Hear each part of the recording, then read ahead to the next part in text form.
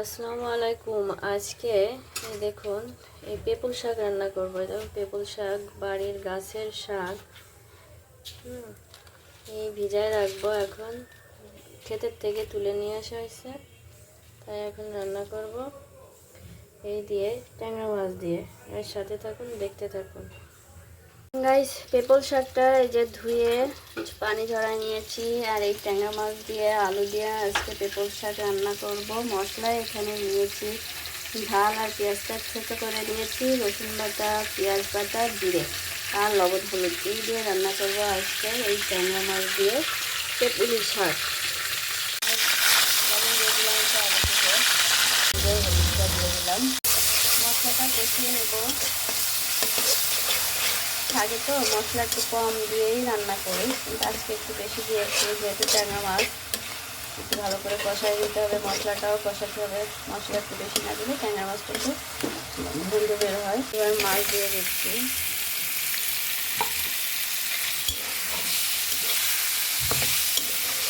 মাছটা একটু কষাই নেব। পেপুল শাক স্বাস্থ্যের জন্য খুবই উপকারী। শাক পাতা এমনি শরীরের জন্য খুব উপকারী। আমি একটু পানি দিয়ে কষিয়ে দিচ্ছি, তারপরে আবার পানি দেবো। এখন এই যে দেখুন, এই হালকা হালকা কষানো হয়েছে, এই কষানোর ভেতরে এখন আমি পানি দিয়ে আবার কষিয়ে নেব। এই যে এইটুক পানি দিয়ে আমি কষিয়ে নেব। তারপর এই যে মাছটা কষানো হচ্ছে, এই ট্যাংরা মাছটা এই কষানো হয়ে গেছে। এখন আমি মাছগুলো উঠিয়ে নেব। দেখুন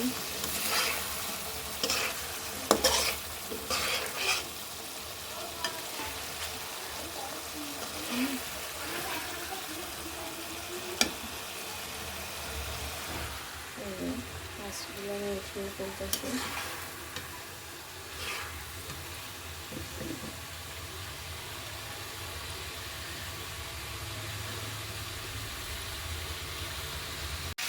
আলু দিয়ে দিলাম, আলুটা কষাবে এই মশলার ভিতরে।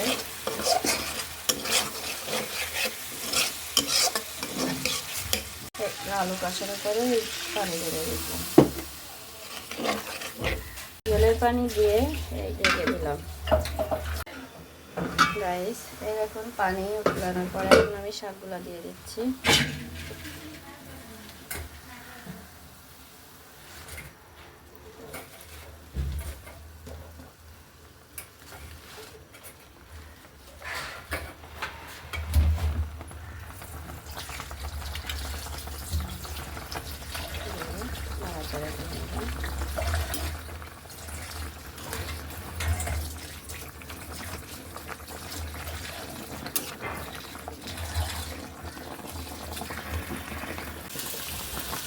শাকের ভিতরে এখন মাছ দিয়ে দিলাম।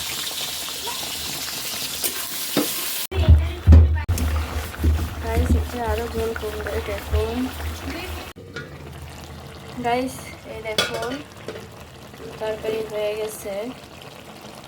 পেপুল শাক দিয়ে ট্যাংরা মাছ দিয়ে আলু দিয়ে রান্না। শাক দিয়েছিলাম কত, আর কত হয়ে গেছে। এই এখন তরকারিটা নামিয়ে ফেলি।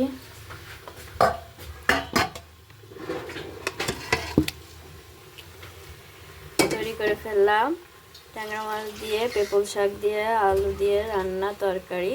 গাইস, যদি ভালো লেগে থাকে লাইক করবেন, শেয়ার করবেন, সাবস্ক্রাইব করে দিবেন। ধন্যবাদ সবাইকে।